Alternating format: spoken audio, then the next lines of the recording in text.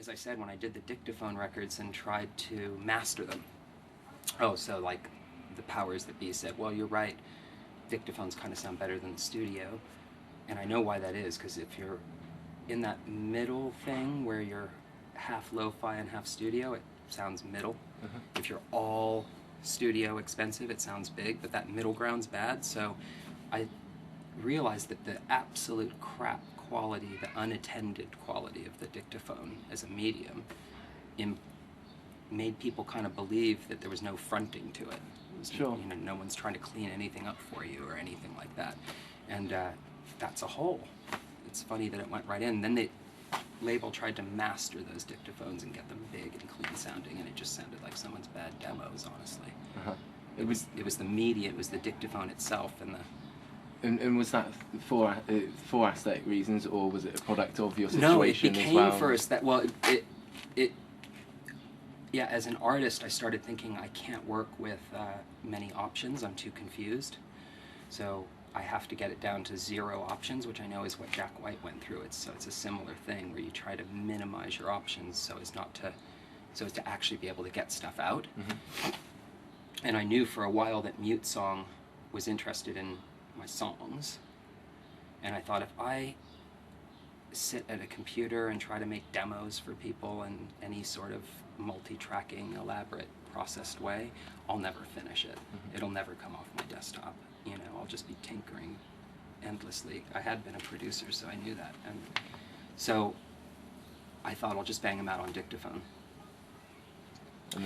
But then it became aesthetic, because then I started realizing as a medium, I mean, that dictaphone's adding something to the equation. It's not just me, it's the sense of nostalgia that that medium's imparting.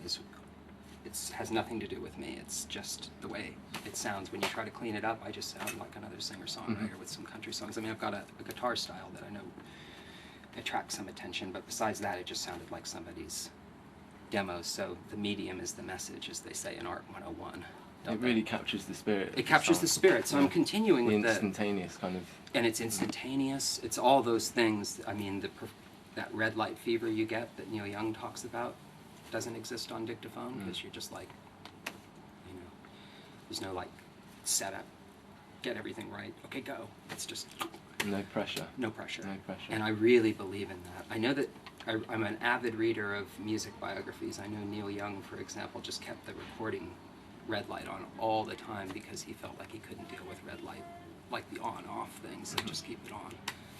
Lots of great Neil Young tracks, I'm not a huge fan, but are one takes that they were like the demo take, and because the tape was rolling, they captured it, and they might have done take 15 out here that's perfect, but he'd choose the original one always, which really upset musicians around him. That's that weird thing you get into with respecting your business partners, like, you know, as an artist, artists are very close to fascists, you know, and it's kind of quite similar. No mistake that Hitler had been a painter before, I guess, right?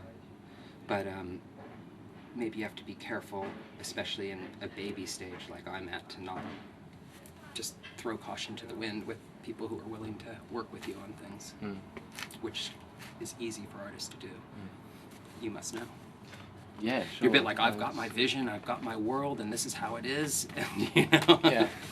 But one thing about this dictaphones is I'm realizing how little a finished piece of work has to do with the person who finished it. I mean, really very little. You put something out, whether it's a book of poetry or a painting, and it becomes, and the other people who are feeling similarly to you, aesthetically, will latch onto it as part of their own world. And it ceases to have anything to do with you, and I have just glimmerings of that because of the modicum of attention that record's got. I realize that lots of people are in their like 60s, and they're, you know, I've had people come to my shows, the ones that the label works on, who are really disappointed because they think that they're coming to see some sort of Texan guy. Okay. With his tried and true troubadour, you know, country mindset, and they're kind of like, they'll leave halfway through. Oh, really? And I've noticed that those are like kind of more like people who have come to it through some sort of Americana thing, you know, like the quite traditional. Right. and it has nothing to do with me. And I hate disappointing them because they've obviously built a little fantasy, and they should have one. It's there for people to structure their fantasies on. So as far as they're concerned, your live show doesn't reflect the music that you've produced for the album? No, not really. I mean, it's grown beyond that, and I'm in between. That's one reason I'm not playing London right now, is I have this very psychedelic show in mind that I just was not you know, as in the Caitlin Rose show, for example. I just thought that until I get that aesthetic on stage, I'm half-assed about the old one, so I'm sort of nowhere. Okay.